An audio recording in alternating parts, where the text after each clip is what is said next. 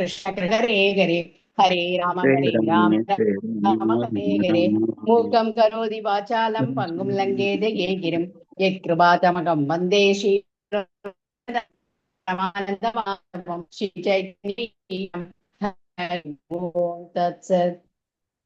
ॐ नमो भगवते वासुदेवाय। ॐ नमो भगवते वासुदेवाय। ॐ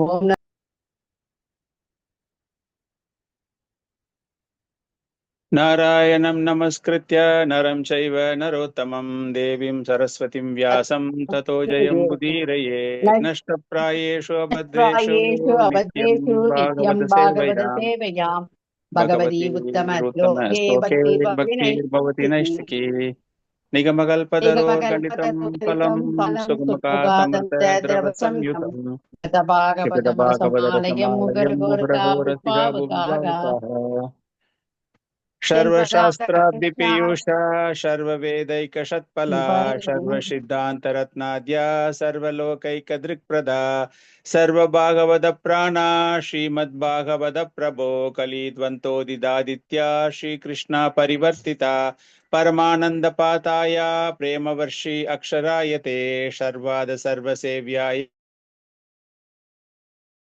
मदेकबन्धो मत्सङ्गिन् मद्गुरु मन्महादना मन्निष्ठारका मद्भाग्या मद आनन्ता नमोऽस्तु ते असाधु साधुता दायिन् अतीनो चाताकराः नमुञ्च कदाचिन्मां प्रेम्ण हृत्कन्तयो स्फुरा हरे कृष्णा कृष्ण कृष्ण हरे हरे हरे राम राम राम हरे हरे ஹரே கிருஷ்ணா. பக்தர்களே, மீண்டும் உங்கள் அனைவரையும் சாஸ்திரங்களின் சம்பாஷணைகள் நிகழ்ச்சியில் வரவேற்பதில் மகிழ்ச்சி அடைகிறேன். நம்ம ஸ்பெஷல் சீரியஸ் அப்படின்னு சொல்லிட்டு ஜன்மாஷ்டமி பலராம் ஜெயந்திலேருந்து நம்ம ஆரம்பித்தோம். பலராம் ஜெயந்தி, ஜன்மாஷ்டமி, பிரபுபாதருடைய அவதார திருநாள், அதுக்கப்புறமா நமக்கு வந்து ராதாஷ்டமி வரப்போகுது. ஸோ இந்த இடைப்பட்ட காலத்தில் அந்த லீலைகள் சம்பந்தமாகவே பேசலாம் அப்படின்னு சொல்லிட்டு இன்னைக்கு வந்து கம்சன் பகவான் கிருஷ்ணரை கொல்வதற்கு முயற்சி செய்து கொண்டிருக்கிற தருணத்தில் அவனுக்கு கிடைக்குது இல்லையா, 8வது குழந்தை உனக்கு மரணத்தை விளைவிப்பான் அப்படிங்கிற செய்தி கேட்ட உடனே அவன் தேவகியை கொல்லணும் அப்படின்னு முயற்சி செய்யும் பொழுது அந்த இடைப்பட்ட நேரத்தில் பகவான் அவதரிப்பதற்கு முன்பு கம்சனுக்கும் தேவகி வசுதேவருக்கு நடந்த நிகழ்வுகள், அதை பத்தி தான் நம்ம இன்னைக்கு பேச போறோம். அதுல ரொம்ப சிறப்பாக நம்ம பார்க்கணும் அப்படின்னா, இந்த லீலைக்கு முன்னாடி, அதாவது பகவானுக்கு அந்த கம்சன் பகவானை எப்படியாச்சும் கொன்னுடணும் அப்படின்னு முயற்சி பண்ணிக்கிட்டு இருக்கும்போது அதுக்கு முன்னாடி வசுதேவன் மூலமாக கம்சனுக்கு என்னெல்லாம் போதனைகள் தரப்பட்டது. வசுதேவன் வந்து ரொம்ப சிறப்பான ஒரு சில போதனைகள்லாம் கொடுத்திருக்காரு கம்சனுக்கு. அதுதான் நம்ம இன்னைக்கு பார்க்க போறோம். அது நம்ம பார்க்கறதுக்கு முன்னாடி பாகவதத்தில் நம்ம போன கிளாஸ்லயே நம்ம அதை பத்தி பேசணும். பரீட்சத் மகாராஜா சுகதேவ கோஸ்வாமி கிட்ட இதை பத்தி நான் தெரிஞ்சுக்கணும் அப்படின்னு ஆசைப்படுறாரு. இந்த விஷயம் எதற்காக நான் தெரிந்து கொள்ள வேண்டும் அப்படின்னு பரீட்சத் மகாராஜா சொல்றாரு அப்படின்னா, அவர்களுடைய குடும்பம், அவர்களுடைய பரம்பரை, அவர்களுடைய சந்ததி எல்லாருமே பகவான் கிருஷ்ணர் மீது அதிக அளவில் நாட்டமுடையவர்கள், அதிக அளவில் அவருக்கு தொண்டு செய்பவர்கள். அவரை பகவான் அப்படிங்கிற ஒரு உயர்ந்த ஒரு ஸ்தானத்தில் ஒரு மரியாதையோடு பகவான் கிருஷ்ணரை அணுகக்கூடிய ஒரு குடும்பம் அப்படிங்கிறது, அவர்தான் வல்லமை படைத்தவர், அந்த புகழுக்கு எல்லாமே காரணம் அவர்தான். அதனால நான் அவரை பத்தி தெரிஞ்சுக்க ஆசைப்படுறேன் அப்படிங்கிற மாதிரி தான் அந்த ஒரு பர்டிகுலர் ஸ்கந்தம், அந்த ஒரு பர்டிகுலர் அத்தியாயம் சுகதேவ கோஸ்வாமி கிட்ட பரீட்சத் மகாராஜா எனக்கு பகவான் கிருஷ்ணருடைய அவதாரத்தை தோற்றத்தை பற்றி சொல்லுங்க, கம்சன் எதற்காக பகவான் கிருஷ்ணரை கொல்ல முயற்சி செய்கிறான் அப்படின்னு பல்வேறு கேள்விகள்லாம் கேட்கிறார். நம்ம அதெல்லாமே போன வாட்டி பார்த்தோம் நம்ம. ஸோ அதை ஆரம்பிக்கிறதுக்கு முன்னாடி அவர் எப்படி பகவானை வர்ணிக்கிறார் அப்படிங்கிற ஒரு ஸ்லோகம், முதல் ஸ்லோகம் நான் அனுப்பியிருக்கேன், உங்களுக்கு நிறைய ஸ்லோகங்கள் அனுப்பியிருக்கேன். ஸோ அந்த ஸ்லோகத்தை படிச்சுட்டு நம்ம அதுக்கு தகுந்த மாதிரி ஆரம்பிக்கலாம் இன்னைக்கு வகுப்பை. பிதாமகாமேஷ்மரே அமரஞ்சயீர் தேவவிருத ஆத்யா அதிரதை திமிங்கிலை துரத்யாயம் கௌரவ சைன்ய சாகரம் கிருத்வாதரன் வட்சபதம் ஸ்மயத் பிளவாக. படிக்கிறதா படிக்கலாம். पितामहे मे समरे मरञ्चै देववृतात्यातिरतैस्तिमिङ्गिलैः दुरत्ययां गौरवसैन्यसाकरं कृत्वा तरन् वच्चपदं संयत्प्लवाः। हरे कृष्ण। படிக்கிறேன் பிரபு. பிதாமகா மே ஸ்மரேம் அமரஞ்சயேத் தேவவ்ரதாத்யாதிரதை அதிரதை திமிங்கலை துரத்யயம் கௌரசைன்ய சாகரம் கிருத்வா தரன் வத்சபதம் ஸ்ம யத் ப்ளவாஹ. நான் படிக்கிறேன் பண்றேன். பிதாமகமே ஸ்வர்மே பரமரஞ்சயர் தேவ பிரதாத்யாதி ரதஸ்திமிங்களை தூரத்யயம் கௌரவசன்ய சாகரம் கிருத்வா தரன் வத்சபதம் யத் ப்ளவாக. ஹரே கிருஷ்ணா. हरे कृष्णा। पितामहा मे समरे मरञ्जयेत् देवव्रतात्यादिरैतैस्तिमिङ्गिलैः दुरत्ययं गौरसैन्यसागरं कृत्वा तरन् वत्सपदं स्मयत्प्लवः। हरे कृष्णा। हरे कृष्ण। पितामहा मे समर अमरञ्जयेत् देवव्रतात्यादिरैतैस्तिमिङ्गिलैः दुरत्ययं गौरवसैन्यसागरं कृत्वा तरन् वत्सपदं स्मयत्प्लवाः. हरे कृष्ण। ஓகே, இந்த ஸ்லோகத்துல நம்ம சொன்ன மாதிரியே பரிஷத் மகாராஜா அந்த பகவானை பெருமையாக கூறும்போது அவருடைய குடும்பத்தில் உள்ள அங்கத்தினர்கள் எல்லாருமே எப்படி பகவான்கிட்ட தஞ்சம் அடைந்தார்கள் அப்படிங்கிறது அவர் ரொம்ப அழகாக சொல்றார். இது ஒரு ரொம்ப பெரிய ஸ்லோகம். இதுல ஒரு முக்கியமான இந்த முதல் பகுதி மாத்திரம் தான் நம்ம இதுல படிச்சிருக்கோம். இதுல அவர் என்ன சொல்ல வர்றாரு அப்படின்னா, பகவானுடைய கமல பாதங்கள், அவருடைய பாதங்களை ஒரு படகுக்கு இணையாக பார்க்கிறார். அந்த படகில் யாரெல்லாம் தஞ்சம் அடைந்தார்கள் என்றால், என்னுடைய தாத்தா அர்ஜுனன், பரீட்சத் மகாராஜா தான் நம்ம பேசுறாருங்க. அவர் சொல்றாரு, என்னுடைய தாத்தா அர்ஜுனன் பகவானினுடைய அந்த கமலப்பாதம் அந்த படகில் அவர் தஞ்சம் அடைந்ததால் அவர் குருக்ஷேத்திர யுத்த காலத்தில் வெற்றிகரமாக அதை கடந்து செல்ல உதவியாக இருந்தது. காரணம் என்ன அப்படின்னா, பீஷ்ம பிதா போன்ற மிகச்சிறந்த, அது கடல் அப்படின்னு பார்க்கும்போது அந்த கடலில் பீஷ்ம பிதாமா போன்ற பெரிய திமிங்கலங்கள் இருந்தாலும் கூட அந்த திமிங்கலத்திடம் சிக்காமல் என்னுடைய தாத்தா கடந்ததற்கு காரணம் அந்த குருக்ஷேத்திர யுத்த களம் அப்படிங்கிற கடலில் அவர் கரை சேர மிகவும் உதவியாக இருந்தது. காரணம் அந்த பகவானினுடைய கமலப்பாதங்களாகிய படகில் அவர் தஞ்சமடைந்ததால், பகவானினுடைய கருணையினால், அந்த பகவான் கிருஷ்ணருடைய கருணையினால் அவரால் மிகவும் எளிதாக கடந்து வர முடிந்தது. காரணம் என்ன அப்படின்னா, பீஷ்ம பிதாமா அவ்வளவு பெரிய ஒரு போர் வீரர், அவரெல்லாம் சமாளிச்சிருக்காரு. அப்படின்னா எங்க அப்பாவுடைய திறமை, எங்க தாத்தாவுடைய திறமை கிடையாது, பகவானிடம் தஞ்சம் அடைந்ததால் தான். அது எப்படி அப்படின்னா, ஒரு பசுமாடு நடக்கும்போது அந்த நடைபாதையில் அது கால் வைக்கும்போது, சேத்துலையும் சகதியிலையும் வைக்கும்போது அந்த கால் வைக்கிற இடம் எப்படி தண்ணி இல்லாம இருக்குமோ அந்த மாதிரி அவ்வளவு எளிதாக இருந்துதாம்.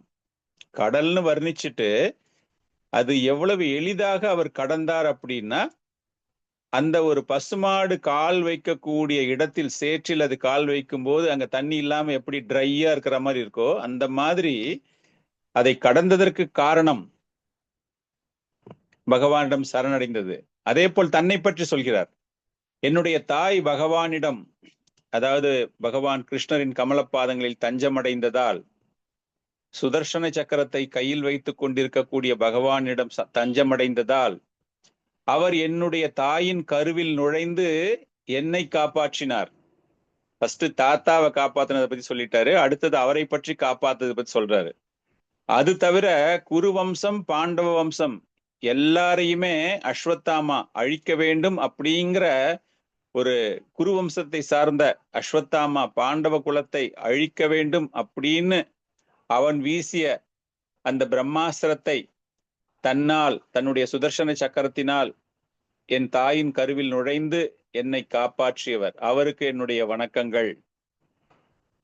அந்த மாதிரி அவர் என்ன சொல்றாரு அப்படின்னா, பரமாத்மாவாக விராட்ட ரூபத்தோடு அர்ஜுனனுக்கு காண்பித்த அந்த மாதிரி அந்த உருவங்களை பற்றி எல்லாம் பேசுகிறார். ஒவ்வொருவருடைய இதயத்திலும் வீற்றிருக்கக்கூடிய அந்த பகவான். சோ இது கம்ப்ளீட்டா குளோரிபிகேஷன். அந்த பகவானை பற்றி நான் தெரிந்து கொள்ள ஆசைப்படுகிறேன். நம்ம எல்லாருமே பார்த்திருக்கோம். பகவத்கீதையிலேயே பகவான் என்ன சொல்றாரு? அந்த பகவானிடம் சரணடைந்தவர்கள் அகம் துவாம் சர்வ பாபேபியும் மோக்ஷ இஷாமி மாசுச்சகா. எவ்வளவு பாவங்கள் செய்தவனாக இருந்தாலும் கூட அந்த பகவானிடம் தஞ்சம் அடைந்தால். சோ அதைத்தான் இங்கு பரீட்சித் மகாராஜா, நாங்க எல்லாருமே அந்த பகவானிடம் தஞ்சம் அடைந்ததால் எங்களுடைய வம்சமே காப்பாற்றப்பட்டது. அப்படிப்பட்ட அந்த பகவானை பற்றி நான் தெரிந்து கொள்ள ஆசைப்படுகிறேன் அப்படின்னு. சோ இந்த ஆரம்பிக்கிறதுக்கு முன்னாடி பகவான் அவர் எந்த அளவிற்கு அவர் அவ்வளவு பெருமையாக பேசினார் அப்படின்னு இது பாகவத்துல நம்ம பார்த்தோம் அப்படின்னா, இந்த ஒரு பகுதி சுகதேவ கோஸ்வாமிக்கும் பரீட்சித் மகாராஜாவுக்கும் நடந்த இந்த பகுதியை சூத கோஸ்வாமி சௌனக ரிஷிகளுக்கு நைமிஷாரண்யத்துல நம்மளுக்கு தெரியும் இல்லையா, இது கேட்டுட்டு அப்புறமா அங்க போயிட்டு பேசுறாரு அப்படின்னு அவர் விளக்குற மாதிரி தான் இருக்குதுல. சோ அவங்க 2 பேரும் என்ன பேசினாங்க அப்படிங்கறத சூத கோஸ்வாமி கேட்டுட்டு அவர் சௌனக ரிஷிக்கு அவர் எல்லாமே சொல்றாரு. மகாராஜா பரீட்சித் பல்வேறு வகையான கேள்விகளை கேட்கிறார். அந்த பகவான் கிருஷ்ணரை பத்தி எனக்கு சொல்லுங்க அப்படின்னு சொல்லிட்டு, அந்த பகவானை பற்றி எனக்கு எல்லா விஷயங்களும் தெரிய வேண்டும். காரணம் என்ன அப்படின்னா, இந்த கலிகாலத்தில் இந்த கலியுகத்தில் இந்த கலிகாலத்தில் ஒவ்வொருவரும் துன்பப்படக்கூடிய நிலையில் இருப்பவர்கள் எல்லாருமே எப்படி அந்த துன்பத்திலிருந்து வெளியேறுகிறார்கள் அப்படின்னா, பகவானினுடைய கிருஷ்ண சரித்தம் கலி கல்மஷ ஞானம். கலி கல்மஷ ஞானம் கிருஷ்ண சரித்திரம் இந்த கலிகாலத்துல இருக்கக்கூடிய இன்னல்களுக்கு ஞானமாக விளங்குகிறது பகவானுடைய அந்த செயல்கள். அதனால நான் கேட்க விரும்புறேன். இந்த கலிகாலத்தில் என்ன அழகாக வர்ணிக்கப்படுகிறது பாருங்க. அவர் கேட்கறதுக்கு முன்னாடி சும்மா டைரக்டா உட்காந்துட்டு எனக்கு இந்த கதையை சொல்லு அந்த கதையை சொல்லு அப்படின்லாம் கேட்காம, பகவானை பற்றி அவ்வளவு சிறப்பாக பேசின பிறகு, அதன் பிறகு இந்த கலியுகத்தில் அதுதான் மிகச்சிறந்தது, அந்த பகவானை பற்றி தெரிந்து கொள்வதுதான் அப்படின்னு. ஒருவனுக்கு உண்மையாகவே ஒரு ஆன்மீக கலாச்சாரம் வளர வேண்டும். போலி சாமியார்கள், யோகிகள், அவங்க கிட்ட இருந்தெல்லாம் ஒருவன் வெளியேற வேண்டும். அவர்களுடைய தாக்கத்தில் அந்த மாயையில் சிக்காமல் இருக்க வேண்டும் அப்படின்னா கிருஷ்ண கதா கேட்பதுதான் மிகவும் சிறந்த ஒரு விஷயம். நம்ம எல்லாருக்குமே தெரியும், வியாசதேவர் பாகவதத்தை எப்படி அவர் தொகுத்து வழங்கினார். அவருக்கு மனதில் நிம்மதி இல்லை அப்படின்னு சொல்லிட்டுதான். கலி கல்மஷ ஞானம், பகவான் கிருஷ்ணரை பற்றி, அதாவது பகவானை பற்றிய விஷயங்கள், அவருடைய பக்தர்களை பற்றிய விஷயங்கள் எல்லாமே நம்ம சொல்லணும் அப்படின்னு எதற்காக அவர் சொன்னார் அப்படின்னா, இந்த கலியுகத்தில் இவங்க எல்லாருமே வெளியே வரணும் அப்படிங்கிறதுக்காக கூறப்பட்ட ஒரு விஷயம். சோ அந்த அளவிற்கு ஒரு சிறப்பான ஒரு விஷயங்களை பற்றி பரீட்சித் மகாராஜா கேட்கிறாரு. நம்ம எல்லாருக்குமே அந்த பேக்ரவுண்ட் தெரியும், அந்த கேள்விகள்லாம் கேட்கிறாரு. நம்ம இது அதெல்லாம் நம்ம இங்க டிஸ்கஸ் பண்ணல. நம்மளுடைய மெயின் டிஸ்கஷன் வசுதேவருக்கும் கம்சனுக்கும் நடைபெற போகிற விஷயத்தை பத்தி தான் பேச போறோம். சின்ன ஒரு பிரீஃப். இந்த மாதிரி கேள்விகள்லாம் கேட்ட உடனே சுகதேவ கோஸ்வாமி பரீட்சித் மகாராஜாவிற்கு எல்லாமே சொல்றாரு. எப்படி பூமி தேவி ஒரு பசு உருவத்தில் என்னால தாங்க முடியல, தட் பேர்டன், எர்த்லி பேர்டன், எனக்கு இந்த புவியினுடைய தாக்கம், எல்லாருமே அரக்கர்களாக இருப்பதால் என்னால தாங்க முடியல அப்படின்னு பிரம்மதேவர்கிட்ட சொல்லும்பொழுது, பிரம்மதேவர் அந்த திருப்பார்கடலில் சென்று பிரார்த்தனைகள் செய்து ஷீரோதகஷாயி விஷ்ணுவிடம் பிரார்த்தனை செய்து, அப்ப பகவான் எல்லா விஷயங்களையுமே சொல்றார் இல்லையா, நான் தோன்ற போகிறேன், வரேன் அப்படின்னு சொல்றாரு. ஸோ அந்த ஒரு நேரத்துல இப்போ நம்ம ஆக்சுவலா நம்மளுடைய போர்ஷனுக்கு நம்ம வரப்போறோம். பகவான் அவதரிப்பதற்கு முன்பாக இங்க என்ன நடக்குது அப்படின்னா, யது வம்சத்தில் சூரசேனன் அப்படிங்கிற ஒரு அரசன். அந்த சூரசேனன் யாருமே கிடையாது, வசுதேவர் குந்தி தேவியினுடைய தகப்பனார். வசுதேவனுடைய தகப்பனார் சூரசேனன். அவர் யது வம்சத்தினுடைய மிகச்சிறந்த ஒரு அரசனாக இருந்தார். எங்க இருந்தார் அப்படின்னா மதுரா விருந்தாவன் எல்லாமே எப்படின்னா, மதுரா ஒரு மெயின் டிஸ்ட்ரிக்ட் மாதிரி வச்சுக்கோங்களேன். இந்த விருந்தாவன் அப்படிங்கிறது இந்த டவுன் பஞ்சாயத்து அப்படின்னு சொல்லுவோம் இல்லையா, அந்த மாதிரி அது அருகில் இருக்கக்கூடிய விஷயம். ஸோ இந்த சூரசேனா அப்படிங்கிறவர் ஆட்சி செய்து கொண்டிருக்கிறார். அந்த நேரத்துல யது வம்சத்தினுடைய தலைநகரமாக மதுரா விளங்குகிறது. ஸோ மதுரா எப்படின்னா, பகவான் கிருஷ்ணர் மதுராவிலும் சரி விருந்தாவனிலும் சரி அவர் பல்வேறு லீலைகள் செய்ததினால் அந்த மதுராவிற்கு மிகச்சிறந்த ஒரு ஆன்மீக மதிப்பு, ஆன்மீக ஆற்றல் அந்த அளவுக்கு ஒரு பெருமை வாய்ந்ததாக இருக்கும். அது வந்து ஒரு சாதாரண ஒரு பௌதீகமான ஒரு நகரமாக நாம் காணக்கூடாது. அங்கதான் பகவானினுடைய பிரபலங்கள், பல்வேறு வகையான லீலைகள் அந்த மதுராவிலும் பிருந்தாவனத்திலும் நடந்ததால பகவானோடு நிரந்தரமான ஒரு தொடர்பை உடைய ஒரு நகரமாக மதுராவும் பிருந்தாவனமும் பார்க்கப்படுகிறது. காரணம் என்ன அப்படின்னா, பகவானோடு எப்பொழுதுமே தொடர்புடைய விஷயங்கள். பகவான் கிருஷ்ணர் பிருந்தாவனத்தை விட்டு எப்பவுமே போக மாட்டார். பிருந்தாவனம் பரித்யஜ்ய பதம் ஏகம் நா கச்சதி. நம்ம நிறைய கேட்டிருக்கோம் இல்லையா, பகவான் வசுதேவ கிருஷ்ணன் வாசுதேவன் அந்த பிருந்தாவனத்தை விட்டு போறதே இல்லை அப்படின்னு நம்ம கேள்விப்பட்டிருக்கோம் நிறைய. காரணம் என்ன அப்படின்னா, மதுராவில் பிறந்த பகவான் 4 புஜங்களோடு பிறந்தவர். அவர் பிருந்தாவனத்திற்கு மாற்றப்பட்ட போது, நந்தகிராமுக்கு மாற்றப்பட்ட போது ஷாமசுந்தர ரூபம், அந்த 2-handed ஃபார்ம். சோ அதைத்தான் அவங்க சொல்றாங்க, பிருந்தாவனம் பரித்யஜ்ய பதம் ஏகம் நா கச்சதி. அந்த இடத்தை விட்டு அவர் போகவே மாட்டார் அப்படின்னு ஆச்சாரியர்கள் இதை பத்தி எல்லாம் எழுதும்போது நவத்வீப தாமத்தை பற்றி, அதாவது குறிப்பாக நரோத்தம் தாஸ் தாக்கூர் எழுதும்போது, அவர் இந்த பிருந்தாவனத்திற்கும் நவத்வீபத்திற்கும் எந்த விதமான ஒரு மாற்றும், எந்த விதமான ஒரு வேற்றுமை கிடையாது. ஸ்ரீ கௌட மண்டல பூமி ஏபே ஜானே சிந்தாமணி தாரா ஹோய் விரஜபூமே வாஷா. விரஜபூமி, மதுரா, விருந்தாவனா, கௌட மண்டல பூமி அப்படின்னா இந்த நவத்வீபம், விரஜம், மதுரா, விருந்தாவனம் எல்லாமே நான் டிஃப்ரெண்ட். பகவான் அங்க அவதரிச்சிருக்காரு, அங்க லீலைகள் செஞ்சிருக்காரு அப்படின்னா 2 இடத்திலேயுமே பகவானுடைய அவதாரங்கள் நடைபெற்றிருக்கிறது. நம்ம எல்லாருக்குமே தெரியும். கௌரமண்டல பூமி பகவானினுடைய அவதாரம் நடந்த இடம். அதனால அவ்வளவு சிறப்பு வாய்ந்த பகுதியாக இந்த மதுரா, பிருந்தாவனம் எல்லாமே அந்த இடத்துல இருக்கு. இந்த வசுதேவன், இந்த சூரசேனன் அப்படிங்கிற அந்த ஒரு வம்சம் ஆச்சாரியர்கள் எப்படி எழுதுறாங்க அப்படின்னா, கிட்டத்தட்ட ஒரு தேவர்கள், டெமிகாட் சொல்றோம் இல்லையா, அந்த தேவ குலத்தை சார்ந்ததற்கு நிகரான ஒரு பெருமை படைத்த வம்சம் சூரசேனனுடைய ஒரு வம்சம். சோ வசுதேவன் அதில் தோன்றி இருக்கிறான் அப்படின்னா, வசுதேவன் ஒரு தேவ குலத்தை சார்ந்தவனுக்கு இணையாக பார்க்கப்படுகிறது.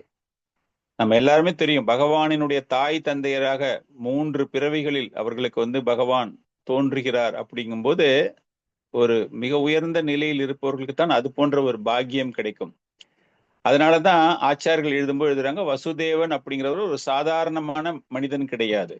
நம்ம ஏதோ வராரு, அவரை ஜெயில அடைச்சிருக்காங்க, அவரால் ஒண்ணுமே பண்ண முடியல, பகவான் கிருஷ்ணர் தன்னை தானே காப்பாத்திக்கிட்டாரு அப்படின்னு ஒரு சில பேர்லாம் பேசுவாங்க. ஆனா இங்க ஆச்சாரியர்கள் சொல்லும்போது அவர் சாதாரணமான குடும்பத்தை சார்ந்தவர் கிடையாது இந்த வாசுதேவன். சோ அவர்களுக்கு அந்த திருமணம் நடைபெறுகிறது. ஸோ இதெல்லாம் நம்ம ஸ்டார்டிங்ல எதற்காக சொல்றோம் அப்படின்னா, அந்த கனெக்டிவிட்டி நம்ம பாக்குறதுக்காக. அந்த மதுரா தாமம் எவ்வளவு சிறந்தது, பிருந்தாவனம் தாமம் எவ்வளவு சிறந்தது, பகவான் அவதரித்ததுனால அதற்கு எப்படிப்பட்ட பெயர் இருக்கிறது அப்படின்னு சொல்லிட்டு, அப்படிப்பட்ட வசுதேவனுக்கு திருமணத்தின் போது தேவகிக்கு திருமணம் நடைபெறுகிறது. தேவகியோட திருமணம் நடந்துச்சுட்டு, அந்த தேவகியினுடைய சகோதரன் தான் கம்சன். அது எல்லாருக்குமே தெரியும். அவன் யார் என்றால் உக்ரசேனன் அப்படிங்கிற ஒரு அரசனுடைய மகன். சோ தேவகியை சந்தோஷப்படுத்த வேண்டும் அப்படிங்கிறதுக்காக திருமணம் முடிஞ்ச உடனே கூட்டிட்டு போவாங்க இல்லையா, சகோதரர் எடுத்துட்டு போயிட்டு தன்னுடைய மாப்பிள்ளை வீட்டில் அந்த பொண்ணை விட்டுட்டு வரணும் அப்படின்னு சொல்றோம் இல்லையா, அந்த ஐதீகம் இருக்கு இல்லையா. அந்த மாதிரி பார்க்கும்பொழுது கம்சன் என்ன பண்றான்னா, தேவகியை அழைத்து கொண்டு வசுதேவனையும் அழைத்து கொண்டு ராஜவம்சம், இளவரசன் கம்சன் அப்ப இளவரசன், உக்ரசேனனுடைய மகன் அப்படின்னா இளவரசன். அந்த இளவரசன் தானே தேவகியை நான் அழைத்து செல்கிறேன் அப்படின்னு சொல்லிட்டு அந்த ரதத்தில் மாப்பிள்ளைய கூட்டிக்கிட்டு அந்த ரதம் புறப்படுகிறது. அப்ப போகும்போது எந்த மாதிரி இந்த கல்யாணமானவனு டௌரி கொடுப்போம்னு சொல்லுவோம் இல்லையா, இந்த வரதட்சணைன்னு சொல்றோம் இல்லையா, அந்த வரதட்சணை அதெல்லாம் எப்படி கொடுக்கப்பட்டது அப்படிங்கிறத விளக்கக்கூடிய ஒரு அற்புதமான ஒரு ஸ்லோகம். இந்த ஸ்லோகம் நான் அனுப்பியிருக்கேன். இதுல ஃபர்ஸ்ட் பகுதி மாத்திரம் நம்ம இந்த ஸ்லோகத்துல பாக்குறோம். சதுஷதம் பாரிபர்ஹம் கஜானம் ஹேமமாலினம் அஸ்வானம் ஆயுதம் ஷார்தம் ரத்தானம் ச த்ரிஷதம். படிக்கிறது படிக்கலாம்.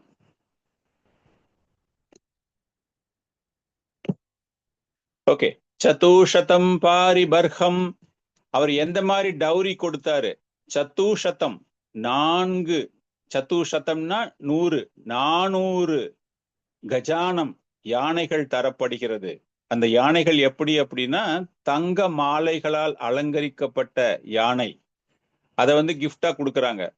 அது போல 10,000 குதிரைகள் தரப்படுகிறது, 18,000 ரதங்கள் தரப்படுகிறது, 200 அழகிய வேலையாட்கள் பெண்கள் தரப்படுகிறது. அந்த பெண்கள் எப்படின்னா ஃபுல்லா கோல்டுல டெக்கரேட் பண்ணி, சும்மா சாதாரணமா ஒரு புடவையை கட்டி வேலைக்காரி மாதிரி எல்லாம் அனுப்பல.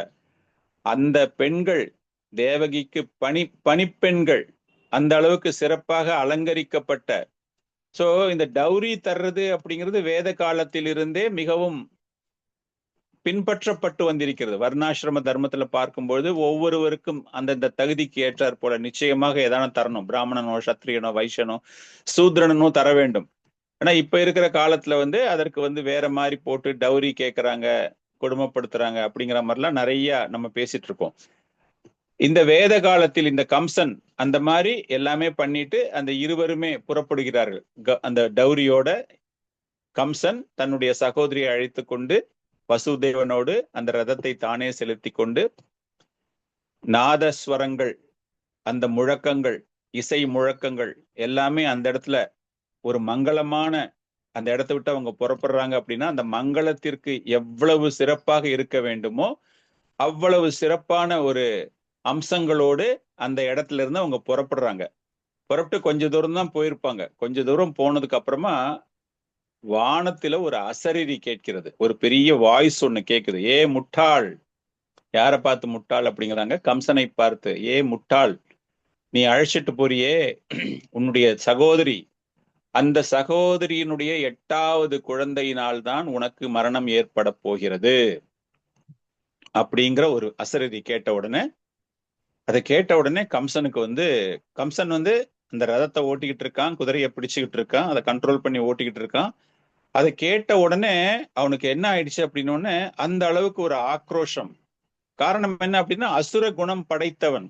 ஆச்சாரியர்கள் இந்த ஸ்லோகத்துக்கு ரொம்ப அற்புதமான விளக்கங்கள்லாம் தராங்க. அந்த அசுர குணம் படைத்தவன் அப்படிங்கும்போது ஒரு க்ஷணம் கூட யோசிக்கவே இல்லை. இதனால யாரோ பேசுறாங்களே, இது உண்மையா, இது பொய்யா, யார் பண்றா, அதெல்லாம் ஒரு நிமிஷம் கூட கேட்காம உடனே அவன் என்ன பண்றான்னா தன்னுடைய இடது கையால் அவளுடைய தலைமுடியை பிடித்து கொண்டு, யாருடைய தலைமுடி? தேவகியுடைய தலைமுடியை பிடிச்சிட்டு, கையில இருக்கிற பெரிய வீரன் இல்லையா, சத்திரியன் இல்லையா, எப்பொழுதுமே பாதுகாப்புக்காக ஆயுதங்களோடு செல்லக்கூடியவன், அதை எடுத்து அவன் தலையை வெட்டலாம் அப்படின்னு சொல்லிட்டு வேகமாக போகும்பொழுது அந்த அரக்கனுடைய குணம் அதை அவன் காட்டுறான்.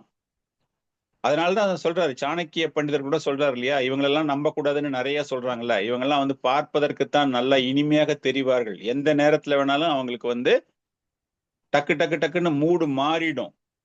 விஸ்வஷோ நைவ கர்த்தவ்ய ஸ்திரீஷு ராஜகுலேஷ. இந்த மாதிரி ராஜ குலத்தில் இருப்பவர்கள் கூட அவங்க மனசு எப்படி வேணாலும் மாறும். அவங்களுடைய ஆபத்துக்காக அவங்க உடனே அவங்கள தற்காத்து கொள்ள வேண்டும் அப்படிங்கிறதுக்காக எந்த நிலைக்கு வேண்டுமானாலும் செல்லக்கூடியவர்கள் அப்படின்னு. ஸோ அவன் அதை எடுத்து அதை வெட்ட போகும்பொழுது அந்த நேரத்துல இருந்தான் வாசுதேவன் ஆரம்பிக்கிறார். உடனே அவனை சாந்தப்படுத்தணும். அந்த நேரத்துல அவன் அவ்வளவு கோபமாக இருக்கிறான். அந்த கோபத்துக்கு என்ன காரணம் என்றால் பொறாமை. பொறாமை என்றால் என்ன பொறாமை? அவனுடைய உயிருக்கு ஆபத்து அப்படிங்கிறத நினைக்கும் போது மற்றவர்கள் மீது பொறாமை ஏற்படுகிறது.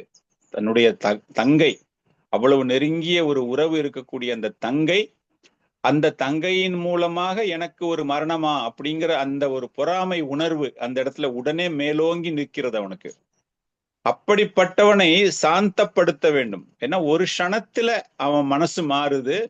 அந்த வாய்ஸை கேட்ட உடனே, அந்த அசரீரியை கேட்ட உடனே அவன் பண்ணணும். அப்படிங்கும்போது வசுதேவர் எவ்வளவு புத்திசாலியாக இருந்தால், எந்த அளவுக்கு சாமர்த்தியமாக இருந்தால், மகாபாகா, இந்த ஒரு பர்டிகுலர் ஸ்லோகத்துக்கு வசுதேவன் எப்படி அழைக்கப்படுகிறான் என்றால் மகாபாகா. மகாபாகா அப்படின்னா எந்த தருணத்திலும் தன்னுடைய சமநிலையை இழக்காதவன், தன்னுடைய புத்திசாலித்தனத்தை இழக்காதவன், அமைதியாக சாந்தமாக என்ன பிரச்சனை வந்தாலும் கூல் ஹெட்டட் அப்படிம்பாங்க இல்லையா, அந்த மாதிரி அவ்வளவு அமைதியாக அந்த சூழ்நிலையை, ஜஸ்ட் கம்பேர் பண்ணிப்பாங்க. ஃபிராக்ஷன் ஆஃப் த செகண்ட் கம்ஸா பிகம்ஸ்.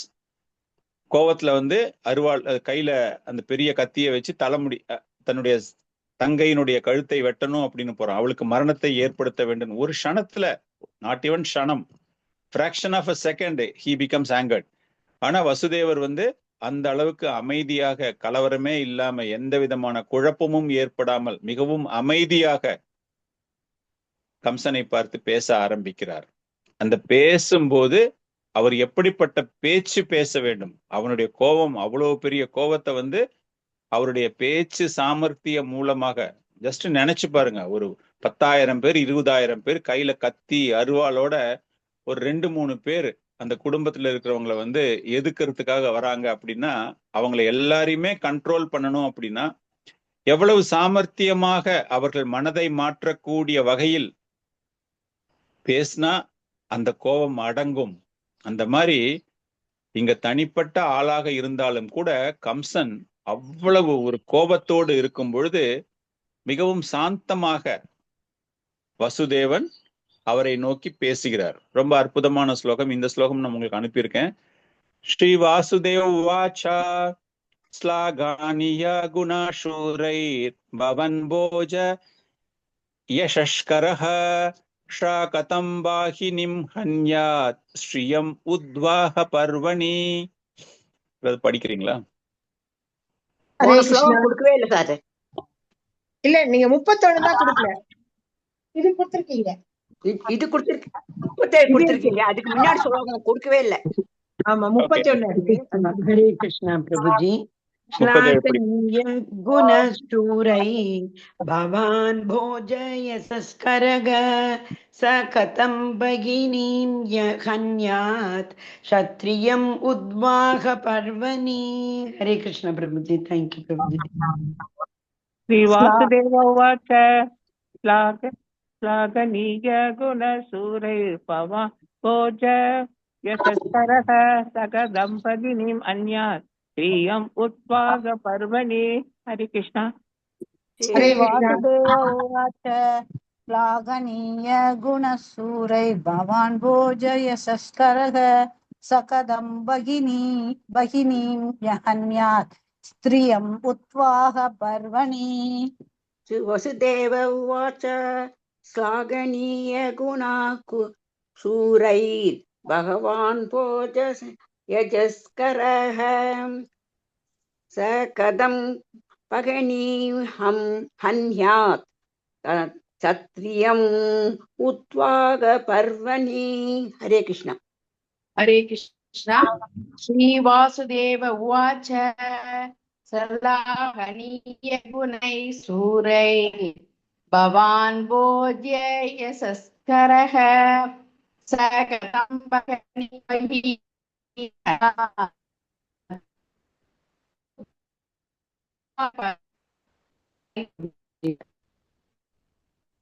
ஹரே கிருஷ்ணா. வேற ஏதாவது படிக்கிறீங்களா? हरे हरे कृष्ण कृष्णा. श्री वासुदेव उवाच श्लाघनीय गुणैः सूरैः भवान् भोजयसस्करः स कथं भगिनीं हन्यात् स्त्रियम् उद्वाह पर्वणि. हरे कृष्णा. हरे कृष्ण. श्री वसुदेव उवाच श्लाघनीय गुणः सूरैर्भवान् भोजयसस्करः सकदं भगिनीं हन्यात् श्रियम् उद्वाह पर्वणि. हरे कृष्ण. ஹரே கிருஷ்ணா. ஸ்லாகனிய குண சூரை, அதாவது அவ்வளவு கோபத்தோடு இருக்கக்கூடிய அவரை பார்த்து எல்லாருமே புகழுக்கும் பெருமைக்கும் ரொம்ப ஆசைப்படுவாங்க இல்லையா? யாரையாவது பற்றி நீங்க ரொம்ப பெருமையா பேசுனீங்க அப்படின்னா அவங்க கோபம் எந்த நிலையில இருந்தாலும் அவங்க அப்படியே சாந்தமா அடைவாங்க. அதைத்தான் இந்த இடத்துல வந்து வசுதேவர் செய்கிறார். அவர் என்ன சொல்றாரு அப்படின்னா, உங்ககிட்ட அவ்வளவு நல்ல குணங்கள்லாம் இருக்கு. பெரிய சத்திரிய வம்சம் இல்லையா? சத்திரியர், போஜ வம்சம். அந்த சத்திரியர்கள்லயே இருக்கக்கூடிய மிகச்சிறந்த குணங்கள் எல்லாமே உங்ககிட்ட இருக்கு. அப்படி இருக்கக்கூடிய உனக்கு எப்படி இது போன்ற ஒரு எண்ணம் தோன்றுகிறது?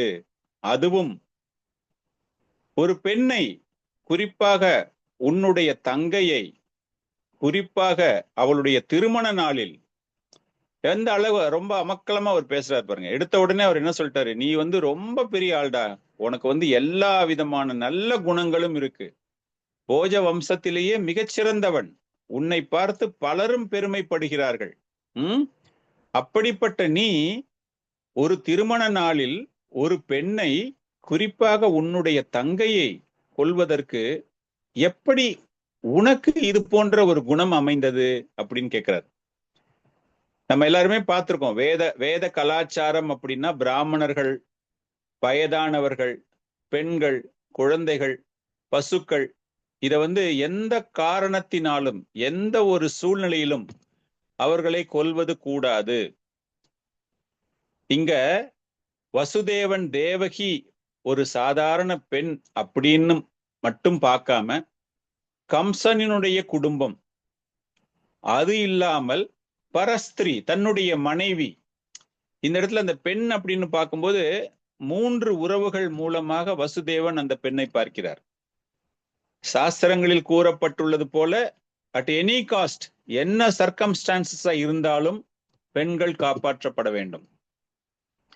மனைவி அப்படிங்கிறது 3வது ஸ்தானத்துல தான் அவர் பார்க்கிறாரு. 3 உறவுகளுமே வசுதேவனுக்கு அந்த இடத்துல வருது. இங்க வசுதேவன் பேசுறாரு அப்படின்னா ஆச்சாரியர்கள்லாம் எந்த அளவுக்கு நுணுக்கமாக அந்த வசுதேவனினுடைய பேச்சு, அதற்கு எந்த மாதிரிலாம் அவங்க ஒரு மீனிங் கொடுத்து அவனுடைய மனதை மாற்றி அவ்வளவு அம்சமாக வசுதேவன் அந்த பெண்களை காப்பாற்ற வேண்டும் அப்படிங்கிறதுக்காக ஒரு சத்திரியனுக்கு அறிவுரை கூறுகிறார். அவரும் சத்திரியன் தான், வசுதேவனும் சத்திரியன் தான். அந்த அறிவுரை கூறுகிறார். இதே நீங்க ஜஸ்ட் பகவத்கீதையில ஆரம்பத்துல பாருங்க, அர்ஜுனன் சண்டை போட மாட்டேன் அப்படின்னு சொல்றதுக்கு காரணங்கள், நிறைய காரணங்கள். அதுல ஒரு காரணம் அவர் சொல்றாரு, அதர்மாபீபவத் கிருஷ்ணா பிரதுஷ்யந்தி குலஸ்ரீயா ஸ்ரீஷு துஷ்டாஷு வர்ஷ்ணேய ஜாயத்தே வர்ணசங்கரஹ. இந்த ஸ்லோகம் நான் உங்களுக்கு அனுப்பல, இது பகவத்கீதா ஸ்லோகம். இதே மாதிரிதான் இன்னைக்கு வசுதேவன் அந்த பெண்ணை காப்பாற்றுவதற்காக, தன்னுடைய மனைவியை காப்பாற்றுவதற்காக, நம்ம அந்த குல சாஸ்திரம் அப்படின்னு சொன்னோம் இல்லையா, கலாச்சாரம், அந்த பெண்ணை காப்பாற்ற வேண்டும் அப்படிங்கிறதுக்காக இதே உடைய தன்மையைத்தான் அர்ஜுனன் பகவானிடம் கூறுகிறார். பகவான் இந்த யுத்தத்தை போடணும் அப்படின்னு சொல்லும்போது, குருக்ஷேத்திர யுத்தம் நடக்கணும் அப்படிங்கும்போது பல்வேறு காரணங்கள் உங்க எல்லாருக்குமே தெரியும். அதுல ரொம்ப சிறப்பான ஒரு காரணமாக பார்க்கும்பொழுது வர்ணசங்கர, ஜாயத்தே வர்ணசங்கரா, அந்த பெண்களுக்கு ஏதேனும் ஒரு பெண்களை காப்பாற்ற வேண்டும் அப்படின்னா அவங்கள உயிரோட வச்சுக்கிறது மாத்திரம் கிடையாது, அவங்களால சமுதாயம் சீர்குலையாமல் இருக்க வேண்டும் அப்படிங்கிறதுமே பெண்களை காப்பாற்ற வேண்டும் அப்படிங்கிறது அர்த்தம். பெண்களை காப்பாற்றணும் அப்படின்ட்டா புருஷன் மத்தவங்க எல்லாருமே நம்ம கொன்னுட்டு பொண்ணு மாத்திரம் அப்படியே இருக்கலாம், அவளுக்கு உயிருக்கு ஆபத்து இல்லை அப்படின்னா என்ன பிரயோஜனம்? வசுதேவருடைய இன்டென்ஷன், நீ பெண்களை கொன்று உனக்கு கலங்கத்தை ஏற்படுத்தி கொள்ளாதே. அர்ஜுன் என்ன சொல்றாரு, வர்ணாசிரம முறைப்படி ஒரு பெண், கணவனை இழந்த பெண் அப்படி இருந்தா அப்படின்னா தகாத உறவில் ஈடுபடுவதற்கு வாய்ப்புகள் அதிகம் சமுதாயத்தில். அதனால் வேறு விதமான குழந்தைகள் பிறந்துட்டு அது வர்ணசங்கர நிலைக்கு வந்துடும் அப்படின்னு.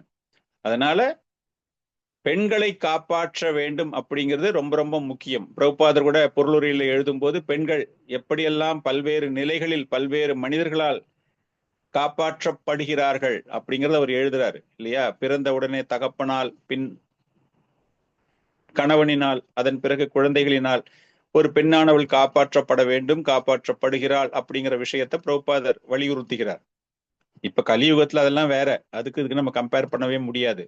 வேத கலாச்சாரம் அப்படின்னு பார்க்கும்போது அந்த பெண்களுக்கு எவ்வளவு முக்கியத்துவம் தரப்படுகிறது. சோ அந்த ஒரு முக்கியத்துவத்துல பார்க்கும்பொழுது இங்கு வசுதேவன் உடனே அவனுடைய கோபத்தை அடக்கணும் அப்படிங்கிறதுக்காக அந்த கோபத்தை அடக்கிவிட்டு அதன் பிறகு தத்துவங்களை பேச ஆரம்பிக்கிறார். இதுல நிறைய ஸ்லோகங்கள் இருக்கு, நான் நிறைய ஸ்லோகம் உங்களுக்கு அனுப்பல, ஏன்னா இதுவே 7-8 ஸ்லோகம் ஆயிடுச்சு, நம்மளுக்கு டைம் இருக்குமான்னு தெரியல. தத்துவங்களாக பேச ஆரம்பிக்கிறார். இதெல்லாம் தான் ரொம்ப ரொம்ப முக்கியம். இந்த கான்வர்சேஷன்ல, இந்த சம்பாஷணையில பாத்தீங்க அப்படின்னா வசுதேவருக்கும் கம்சனுக்கும் நடைபெற்ற எந்த அளவுக்கு வசுதேவன் ரொம்பவும் சிறந்த ஒரு புத்திசாலியாக போதனைகளை தருகிறார் அப்படிங்கிற விஷயம். பகவான் கிருஷ்ணன் அர்ஜுனனுக்கு கொடுத்த அதே மாதிரி ஒரு சில விஷயங்கள் கபிலதேவர் தேவகிக்கு கொடுத்த மாதிரி எல்லாமே பாத்தீங்கன்னா கிட்டத்தட்ட ஒரே மாதிரி இருக்கிற மாதிரியே இருக்கும். அந்த மாதிரி ஒரு போதனைகள் இவனுக்கு தரப்படுகிறது. இங்க அவர் கொடுக்கக்கூடிய ஒரு போதனை, முதல்ல நீ பெரிய ஹீரோடா, ஒரு பெண்ணை, குறிப்பாக உன்னுடைய தங்கையை நீ அவளுக்கு மரணத்தை விளைவிக்க கூடாது, உனக்கு அவப்பெயர் ஏற்பட்டுவிடும், உன்னுடைய குலத்திற்கு கெட்ட பெயர் வரும்னு சொல்லிட்டு அதன் பிறகு அவர் என்ன சொல்றாருன்னா, மிருத்யூர் ஜன்மாவதம் வீர தேகேன ஷாக ஜாயதே. மரணம் என்பது அனைவருக்கும் ஏற்படக்கூடியது. ஒரு உடல் அப்படின்னு ஒண்ணு கிடைச்சிடுச்சு அப்படின்னா உடனே உனக்கு மரணம் ஏற்படலாம், இல்லையா 100 வருஷம் பொறுத்தும் உனக்கு மரணம் என்பது நிச்சயமாக ஏற்பட போகுது. ஒரு ஜீவராசிகளுக்கு மரணம் என்பது நிச்சயமாக ஏற்பட போகிறது. இதை எதற்காக சொல்கிறார் கம்சனுக்கு? கம்சன் தனக்கு மரணம் ஏற்பட்டுவிடும் அப்படிங்கிற அந்த அசரதியை கேட்டு பயப்படுகிறான்.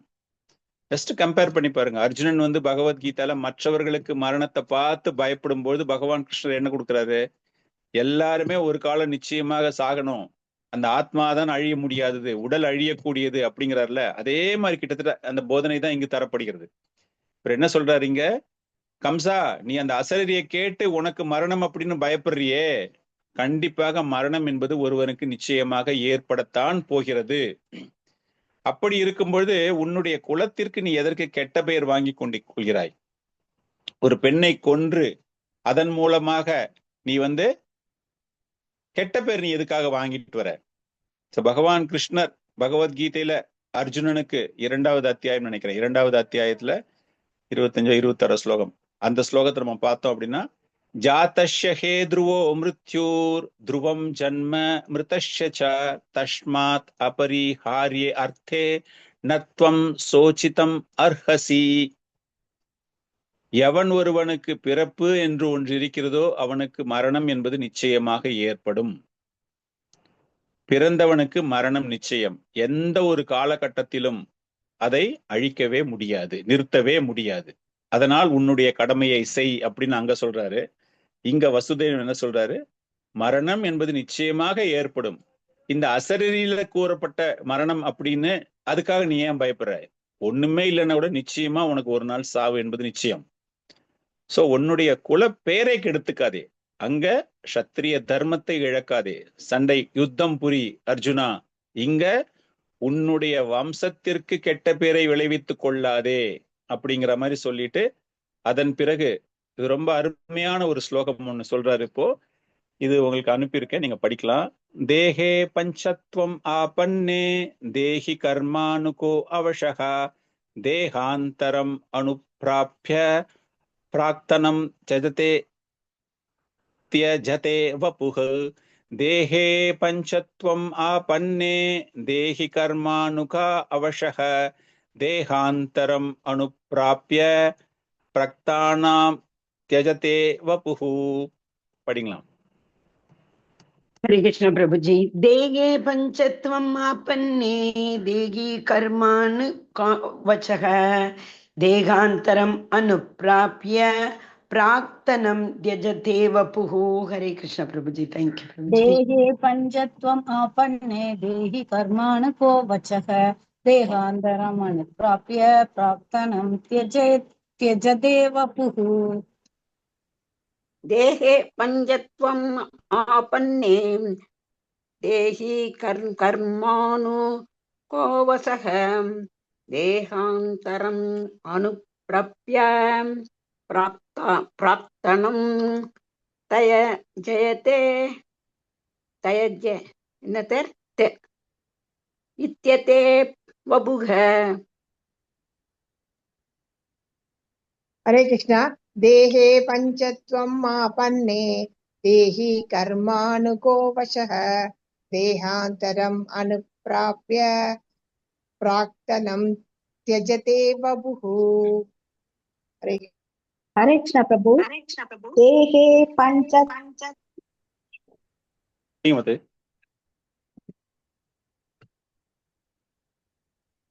हरे कृष्ण। हरे कृष्ण प्रभु। देहे पंचत्वम् आपन्ने देहे कर्मानुको वचः देहान्तरम् अनुप्राप्य प्राक्तनं त्यजते वपुः. हरे कृष्ण प्रभु। जयते वपुः.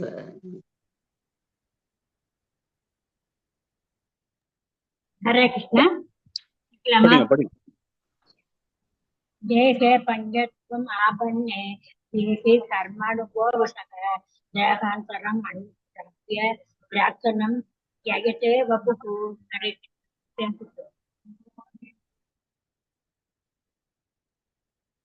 ஓகே, தேகே பஞ்சாத்வம் ஆப்பண்ணே அப்படின்னா ஒரு உடலானது மறைந்த உடன் அது என்ன ஆயிடுதுன்னா, அந்த பஞ்சபூதங்கள் நம்ம சொல்றோம் இல்லையா, நிலம், நீர், நெருப்பு, ஆகாயம், அதுல ஏதாச்சும் ஒண்ணு அது கலந்துக்குது. அப்படி இருக்கும் பொழுது இந்த உடலுக்கு உரிமையாளன் என்று அழைக்கப்படக்கூடியவன் அவனுக்கு நிச்சயமாக வேறு ஒரு உடல் கிடைக்கின்றது. அந்த வேறு ஒரு உடல் எப்படி கிடைக்கிறது என்றால், அவன் செய்யக்கூடிய பலன் நோக்கு செயல்களுக்கு ஏற்றாற் போல. பகவத்கீதையில தத்துவம் நம்ம படிச்சிருக்கோம். இதையே தான் இங்க திரும்ப சொல்றாரு அவர். எப்படியும் உனக்கு மரணம் ஏற்படும் பொழுது உன்னுடைய கர்ம செயல்களுக்கு ஏற்ப கர்ம அனுகா, நீ பலன் நோக்கு செயல்கள் எப்படி செஞ்சிருக்கியோ அதற்கு ஏற்றாற் போல இந்த உடலானது வேறு ஒரு உடல் உனக்கு கிடைக்கிறது. தேகினோ அஸ்மின் யதா தேகே கௌமாரம் யவ்வனம் ஜரா அப்படின்னார் இல்லையா பகவான்ல. அந்த மாதிரி இந்த ஆத்மாவானது நிச்சயமாக அர்ஜுனனுக்கு சொன்ன மாதிரியே தான் கிட்டத்தட்ட இங்க வருது. உனக்கு மரணம் என்பது உடலுக்குத்தான். உன்னுடைய ஆத்மா நீ செய்யக்கூடிய நல்ல காரியத்தை பொறுத்து உன்னுடைய ஆத்மா வேறு ஒரு உடலை நோக்கி செல்ல போகிறது அப்படிங்கிறது தான் இங்க. என்ன அப்படின்னா, அவனுக்கு ஒரு வார்னிங் மாதிரி கொடுக்குறாரு. இந்த விஷயத்தை இங்க எதற்காக கம்சனுக்கு சொல்ல வேண்டும்? உனக்கு ஃபர்ஸ்ட் என்ன சொன்னாரு? உனக்கு நிச்சயமாக அழிவு, உனக்குன்னா எல்லாருக்கும் மரணம் என்பது நிச்சயமாக ஏற்பட போகிறது. அதனால நீ எதுக்கு அவப்பெயரை சம்பாதித்து கொள்ள போகிறாய்? உன்னுடைய ஆத்மாவிற்கு அழிவு இல்லை அப்படிங்கிற விஷயத்த சொல்லிட்டு இந்த விஷயம் அவர் எதற்காக கூறுகிறார் அப்படின்னா, பலன் நோக்கு செயலுக்கு ஏற்றாற் போல உனக்கு உடல் கிடைக்க போகிறது அப்படிங்கிற மாதிரிதான் அந்த ஸ்லோகத்துல கொடுத்திருக்காரு.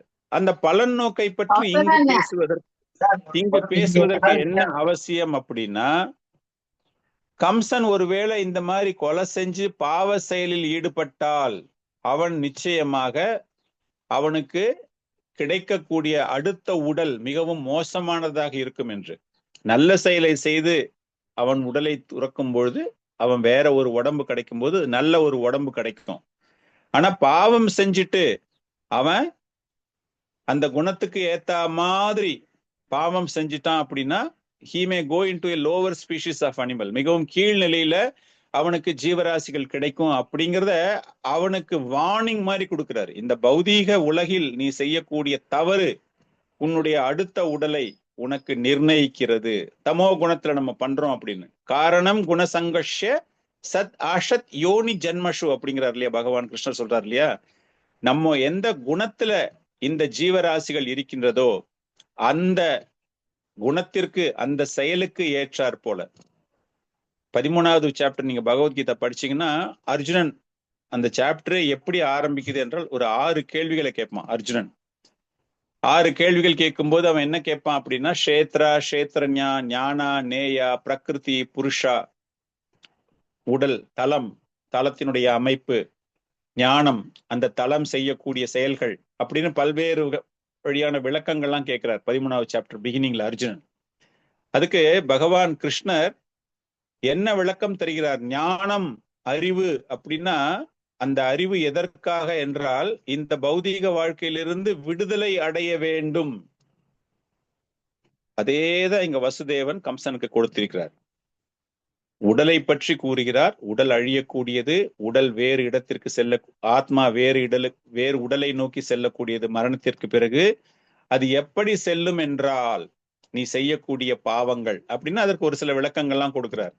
எப்படி நம்ம சாலையில் பயணம் செய்து கொண்டிருக்கும் போது கால் வலிக்குது அப்படின்னு உக்காந்துட்டு திரும்ப 2 கால் நின்றுகிட்டே இருக்கோம் அப்படின்னா ஒரு காலை தூக்கி வச்சுட்டு கொஞ்ச நேரம் மற்ற காலை தூக்கி வச்சுட்டு, இல்லையா ஒரு செடியில ஒரு பூச்சி, நிறைய இலைகள் உள்ள இடத்துல ஒரு பூச்சி இருக்கு அப்படின்னா இந்த இலையை விட்டு அடுத்த இலைக்கு போகிற மாதிரி இந்த உடலானது, இந்த ஆத்மாவானது, இந்த கட்டுண்ட ஆத்மாக்கள் வெவ்வேறு உடலை நோக்கி தஞ்சம் அடைகின்றன அப்படிங்கிற ஒரு தத்துவமும் அங்கு தரப்படுகிறது. திஸ் இஸ் கால்டு ஆத்மா வேறு உடலை நோக்கி செல்லக்கூடியது. சோல் டிரான்ஸ்மைக்ரேஷன் அப்படின்னு சொல்றோம் இல்லையா. ஆத்மாவானது வேறு உடலை நோக்கி செல்லக்கூடியது எப்படி அப்படிங்கிற ஒரு விஷயம். இதை பற்றி பல்வேறு ஆச்சாரியர்கள் பல்வேறு வகையாக அவர்கள் விளக்கி இருக்கிறார்கள். இதெல்லாமே தெரிஞ்சு ஒருத்தன் தூக்க நிலையில் இல்லாமல் முழிச்சுக்கிட்டே இருக்கான் அப்படின்னா அந்த ஞானம் இருக்கக்கூடியவன், அந்த தன்னுணர்வு பெற்றவன், அப்படி அவன் இருக்கிறான் அப்படின்னா அவனுக்கு எப்படிப்பட்ட உடல் கிடைக்கும் அப்படின்னா, இதை ஒரு ஆச்சாரியர் மாதவாச்சாரியர் அப்படிங்கிறவரு ஒரு கனவு காண்பதற்கு ஓமையாக கூறுகிறார். கனவு என்றால் என்ன அப்படின்னு அவர் சொல்லும்போது என்ன சொல்றாரு அப்படின்னா, நம்ம பார்க்கக்கூடிய செயல்கள், நம்ம மனதில் பட்ட பிம்பங்கள், ரிஃப்ளெக்ஷன்ஸ் சொல்றோம் இல்லையா, அதுதான் நமக்கு வந்து கனவுகளாக தோன்றுகிறது. அந்த கனவுல நிஜத்துல இருக்கிற மாதிரி இருக்காது, அதை விட ரொம்ப சிறப்பாக இருக்கிற மாதிரி இருக்கும். ஆனா அந்த கனவு முடிஞ்சு ஒருத்தன் எழுந்த பிறகு எல்லாமே அவனுக்கு மறந்து போயிடும். அந்த மாதிரி இந்த மரணம் என்பது, உடல் என்பது, பிறப்பு என்பது எல்லாமே அந்த மாதிரி சம்பந்தப்பட்டதுதான். மரணம் ஏற்படும் பொழுது நீ அனைத்தையும் மறந்து விடுவாய். கனவுல இருந்து ஒருத்தன் எழுந்துக்கிறான் அப்படின்னா அவன் என்ன கனவு கண்டான் அப்படிங்கறத அவனால முழுமையா சொல்லவே முடியாது, எல்லாத்தையுமே மறந்துடுவான். அது போல இந்த மரணம் அப்படிங்கும்போது பூர்வ ஜென்மத்தில், பூர்வ உடலில், இதற்கு முன்னாடி இருந்த உடலில் நீ என்னெல்லாம் தெரிஞ்சுக்கிட்ட அப்படிங்கிற விஷயம் உனக்கு தெரியவே தெரியாது. உன்னுடைய சிந்தனைகள், உன்னுடைய மன எண்ணங்கள் எப்படி இருக்கிறதோ அதற்கு ஏற்றாற் போல உனக்கு அடுத்த பிறவி நிச்சயிக்கப்படுகிறது. பகவத்கீதையிலையும் பகவான் இதே தான் சொல்றாரு இல்லையா, எம் வாபி ஸ்மரன் பாவம் அப்படிங்கிறாரு இல்லையா, அந்த காலேச்ச மாமேவ ஸ்மரன் முக்துவ கலேவரம் அப்படின்னு இன்னொரு ஸ்லோகத்திலையும் சொல்றாரு. சோ இது எல்லாமே மனம் என்ன பாடுபட போகுது அப்படின்னு. சோ இந்த விஷயத்தையே நம்ம வந்து வேறு ஒரு சில சமயங்கள் எப்படி நினைக்கின்றன, சோல் டிரான்ஸ்மைக்ரேஷன் அப்படின்னு நம்ம சொல்றோம் இல்லையா, உடல், அதாவது ஆத்மாவானது மரணத்திற்கு பிறகு இந்த உடலை விட்டுட்டு வேற எந்த உடலுக்கு போகும் அப்படிங்கிற ஒரு நம்பிக்கை நமக்கு இருக்கிறது. நம்ம செய்யக்கூடிய கர்ம வினைக்கு ஏற்றாற் போல நமக்கு உடல் நிச்சயிக்கப்படுகிறது அப்படிங்கிறத பகவான் சொல்லியிருக்காரு, பகவத்கீதையில இருக்கு, பாகவத்திலையும் நிறைய இடத்துல கூறப்பட்டிருக்கிறது.